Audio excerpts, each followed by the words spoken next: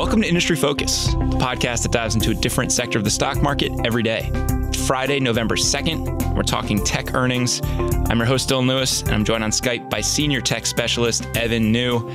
Evan, how's your Halloween? That was good. The kids had a good time. You've got two young kids. What were the costumes this year? What did they get into?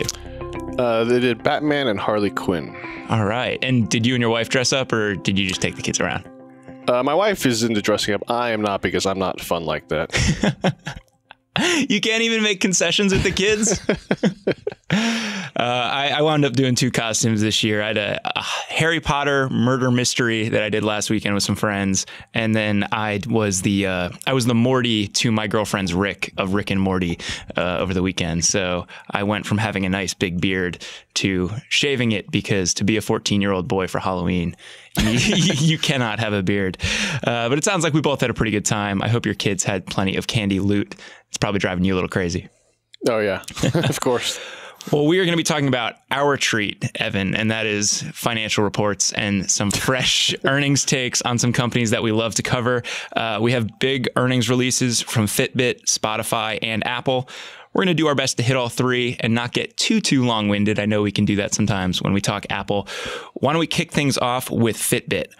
This is a company that has desperately needed some good news, and it seems like they finally got it with this new report. It was a pretty strong release, in my opinion. I mean, revenue was up about $393 million, which beat its own forecast as well as analyst expectations. The big news, I think, here is that they became profitable again, because they've been losing money for, I want to say, about 2 years, as people have been really shifting away from these basic fitness trackers towards more full-featured smartwatches. And the big challenge has always been, can they, transition from trackers to smartwatches successfully? And of course, they still sell trackers. Those are really popular in the Middle East and Africa and some of those emerging markets. But in the US, I mean, it's really all about smartwatches these days. So they were able to post adjusted net income of $10 million or 4 cents per share. So, getting back in the black. Worth noting that on a GAAP basis, they did lose money. So we got to emphasize that adjusted income there. And exploring that outperformance a little bit, it seems like the company is seeing success with the smartwatch line. And that was really kind of the big looming question for them, is with the kind of more simplified fitness trackers out there, and that market being a little bit tougher with some competitors like Xiaomi in the mix, can they go to the smartwatch market and make a big splash? It seems like the answer is yes. Right, especially after their first smartwatch, the Ionic, really just flopped. I mean, that thing did not sell well. It didn't really look that appealing from like a mainstream perspective. They consider it more of like a niche performance type positioning, whereas the Versa is very clearly resonating much better with consumers. And if you remember, they've spent years acquiring different little companies to help them build their smartwatch strategy, and now we're seeing the kind of result of that. And they sold about 3.5 million devices during the quarter. Average selling prices were up a little bit to 108. As the product mix continues to shift towards smartwatches, which are now about half of revenue. So I do think they're making some really impressive progress here. And you look at the overall market share. A year ago, they had 0% market share in smartwatches. Flash forward now, they are one of the major players. They are in second place in this market. So not only are the financial results looking good, in the competitive landscape, they are not only holding their own, they're taking market share from other players. Right, exactly. Since Ionic launched like in Q4 of last year, so a year ago, they really didn't have anything. And now we fast forward to today, and Android Wear, or Wear OS, which used to be Android Wear, has really just done so terribly, and no one's really buying those devices. So Google has really kind of failed on execution in terms of like really getting into the wearable. So I think that's really given Fitbit this opportunity to step up and really, fill that need and provide some type of alternative to Apple Watch, because Apple Watch is still the dominant smartwatch in the world right now. But people want competition, people want alternatives, and Fitbit is really offering something else. Outside of the financials, I think looking at some of the user activity, there are a lot of really encouraging signs there. A lot of the activations that they're seeing over this quarter are from new users, and it seems like engagement with folks that had been users at some point and then fallen off is starting to get revitalized a little bit. Right, because that's always been a big problem with these basic fitness trackers. Just like kind of like when people start going to the gym, and then you get kind of lazy, and then you just stop going. And it's kind of the same thing. Like people would buy these fitness trackers, use them for a couple months, and then just stop using them because let's face it, we're all lazy. And the big challenge has always been for Fitbit: how do we keep these users engaged? How do we really motivate them to stay active and improve their lives and health? So they are starting to make some progress there, because they did say that out of the existing users that had bought new Fitbits this quarter, about half of them had previously been inactive. So they are starting to get more people back on the platform that had previously been dormant. After years or quarters of declines on the revenue side, the market was very happy to see some revenue growth, even if it was pretty meager. How are you feeling about this company? It's up like 35% since this earnings release. Does anything that you see in here change your outlook on this business? I mean, I do think it was a very strong report, and I do think they were making a lot of progress with this turnaround, because they had been kind of on the ropes for a while with these fitness trackers. But at the same time, I don't think they're out of the woods yet. I mean, this is going to be a long game. I mean, we're talking about smartwatch platforms, and any platform strategy is by default a very long-term strategy. So, they're making progress, but they still have to keep going. I mean, they're also in consumer hardware. It's notoriously difficult. You got to constantly innovate. You got to constantly put out new products that people like. You got to build your platform. You got to get more app developers on there. You got to, there's just so many pieces to really kind of do well and maintain over time. And you're competing against literally the richest company in the world. So it's going to be tough, but I mean, I'm still pretty, that being said, I'm impressed that they've been able to do as well as they have over the past couple of years with really transitioning to smartwatches that people want to buy. Yeah, for me, I think, they're guiding for what is essentially a slight decline in revenue next quarter after being basically flat year over year this most recent quarter. So it's not like the hardware segment is showing blistering growth. It's a nice return, and it's a show of strength in some key categories for them. But hardware is still this business. It's all of their revenue. That hasn't changed. And I think what makes a hardware company really compelling is if they can create a really viable platform. And I don't see that yet with this company. I think there's so much potential for it. But unless I start seeing the signs and I start seeing some money coming in on the software side for them, I'm going to remain a skeptic. And I think I can just find better places to put my money, honestly.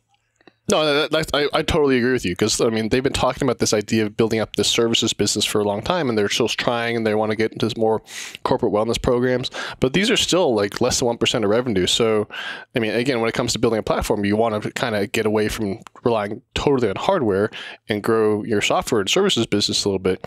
And on that front, they have not made much progress. All right, why don't we switch gears and talk Spotify? Market was happy with Fitbit's results. Not exactly the case for Spotify. We saw a pretty big sell-off after earnings, and the company's actually down to lows since they've gone public. This is the lowest we've seen shares. Yeah, the investors weren't too happy with Spotify. I think part of it was their guidance, but as far as the results for this quarter goes, revenue came in at about $1.5 billion. Premium subscriptions are continuing to grow. So now they're at about 87 million premium subscribers, which is by far the biggest premium paid subscriber base in the world in the music streaming industry. We've talked about Tencent before, but Tencent, as we mentioned on other shows, is most of their users are free users, and they're not actually subscribing. So Spotify is by far the market leader here.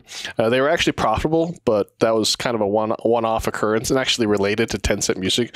They had a tax benefit related to a mark-to-market adjustment regarding the value of Spotify's stake in Tencent Music. If you remember, they did an equity swap last year, and when Tencent Music filed their filings to go public, there was a lot of information in there that basically warranted them making some adjustments. So that's where their tax benefit came from. So that's not like a regular occurring thing. And they actually they lost less money than they thought on an operating basis, which they actually considered a negative thing. Like they said, we should have lost more money. Right. This is a company that is very much in growth mode, and they are expecting to spend a lot of money, particularly on the hiring side, in the R&D element of their business. So they were disappointed that they couldn't spend more and bring more people on. That's right. Right, and so basically their operating margin improved. I mean, they still lost money on an operating basis, but they said that we should have lost more. Like we didn't hire as many people as we wanted to, and that's also continuing into the fourth quarter, which is also kind of why they adjusted their guidance. So their guidance for as far as their financials go, they're actually now expecting to lose less money than they had previously forecast, which again they consider a bad thing because they know that they need to be reinvesting very heavily into this business to really keep growing, and profitability will come later. Yeah, you mentioned the guidance, and I think you're right. I think that's why we're seeing the sell-off today. The reality is they've gotten bitten by their own optimism. They put out some improved guidance last quarter looking at their full-year outlook. They revised all of that back down to what they were originally expecting at the beginning of the year. It's not that there's a huge reset going on. We're talking about a difference of 1 million premium subscribers one way or the other. All told, Evan, how are you feeling about Spotify? You are a shareholder. I still think it's a good company for the long term. I still believe in where this company's going. Yeah, I do think this market reaction is kind of an overreaction because it's just minor adjustments to their premium subscriber outlook. And like you mentioned, it's like 1 million subscribers one way or the other. That's not the kind of number that's going to make or break this company. And investors, selling off the stock, I think is kind of silly because we're just going back to the guidance that they issued earlier this year, which is still strong guidance. They're expecting 93 to 96 million subscribers at the end of the year, which is, again, I mean, they're by far the biggest paid streaming service out there. Yeah, and if you are buying into the long-term vision of this company and you're thinking, all right, music streaming is the future, this is one of two companies that are extremely well positioned to capitalize on it in the US and in Europe, some of the big markets.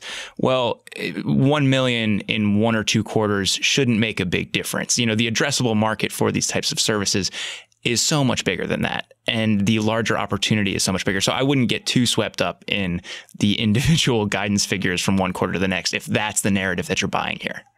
Right, exactly. I'm still confident. I'm hanging on.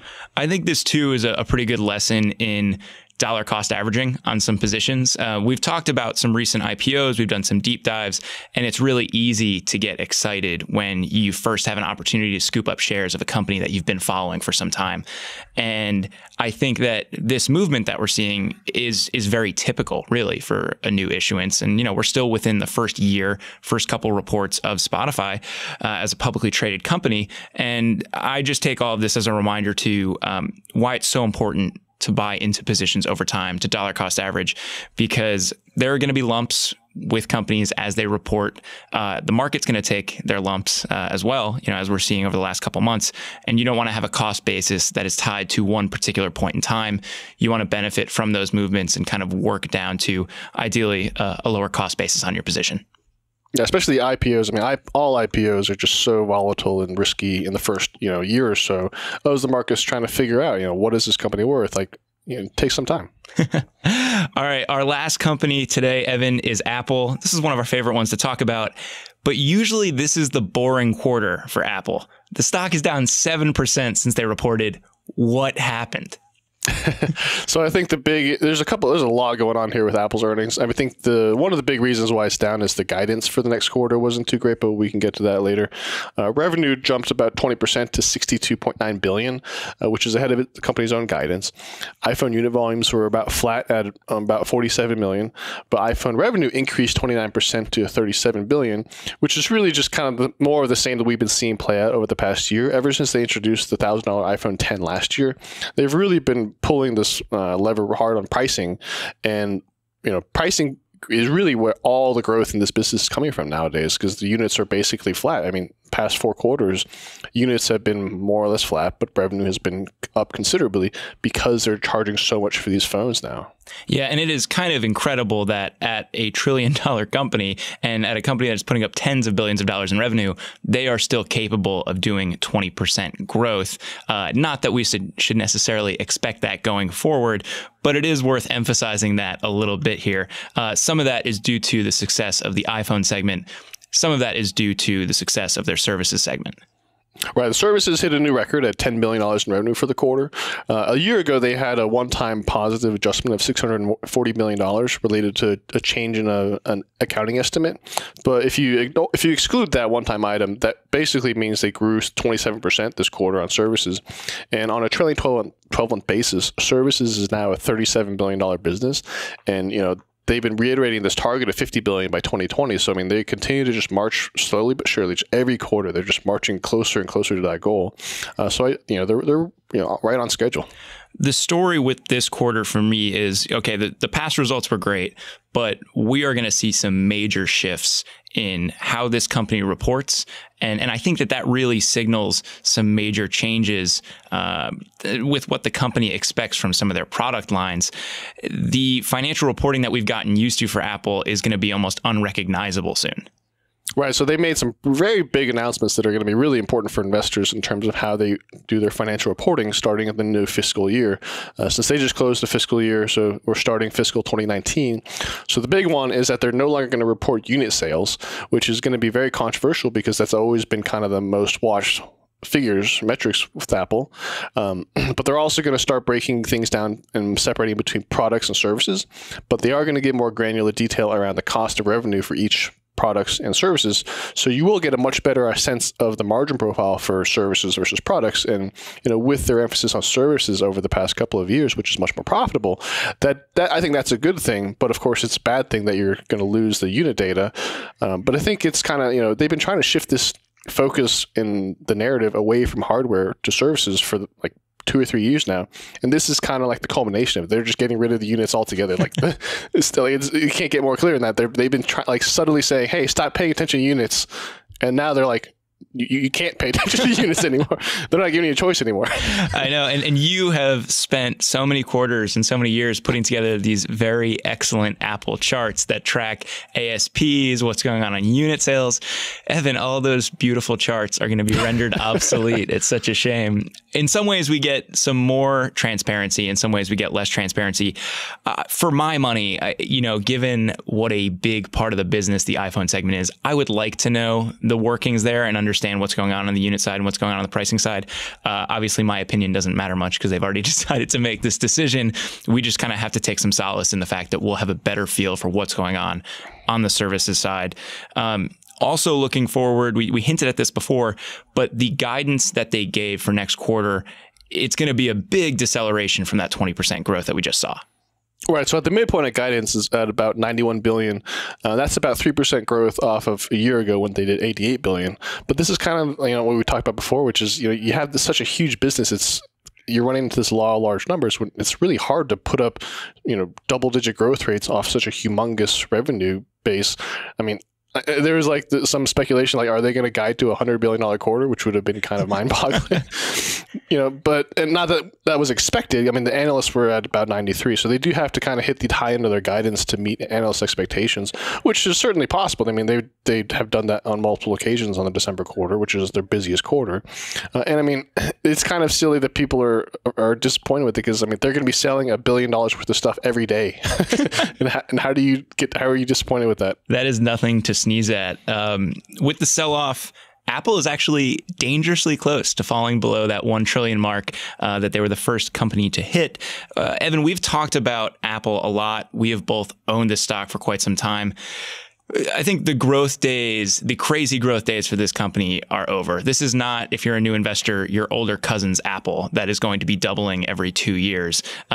What are you doing with your Apple shares and how are you thinking about this business? I'm not doing anything with it. I've always been a kind of long-term shareholder with Apple. I've never really had any temptations to, sell it or anything like that. And even if, the growth isn't really there anymore, it's also worth remembering this buyback program that they have is just so massive that even if the top line's not growing a lot, your earnings per share are going to be growing quite a bit. So that will help drive the valuation of the shares and keep them cheap, which can actually help translate into more share gains. Yeah, not that they're just going to double from here, but I think that that buyback program, which they bought back over $60 billion worth of stock this year so far, ever since tax reform, they've bought back $20 billion a quarter basically over the past 3 quarters. So that's not going away anytime soon, and so I think that's going to help kind of keep that bottom line EPS number, strong for years to come. Yeah, they've been really excellent to their shareholders in terms of capital returns. That's not going to change. That's one thing that I think we can continue to bank on so long as that cash hoard is nice and big. And so long as the services segment and the iPhone segment continue to post pretty solid results, I think we can be rest assured that that's going to be the case. I mean, so the stock is so cheap that I've always considered it a very safe stock. I mean, they're trading at discount to the market for sure. It's something like 13 times earnings or something. The stock is so cheap that, it's not going to tank or anything. It's, pretty reliable play there. Yeah. All right. Why don't we wrap up there, Evan? Thanks for hopping on the show. Listeners, that does it for this episode of Industry Focus. If you have any questions or if you just want to reach out and say, hey, you can shoot us an email at industryfocus@fool.com, or you can tweet us at MFIndustryFocus. If you want more of our stuff, subscribe on iTunes, or you can catch all the videos from this podcast over on our YouTube channel. As always, people on the program may own companies discussed on the show. The Motley Fool may have formal recommendations for or against stocks mentioned, so don't buy or sell anything based solely on what you hear. Thanks to Austin Morgan for all his work behind the glass today. For Evan New, I'm Dylan Lewis. Thanks for listening, and Fool on.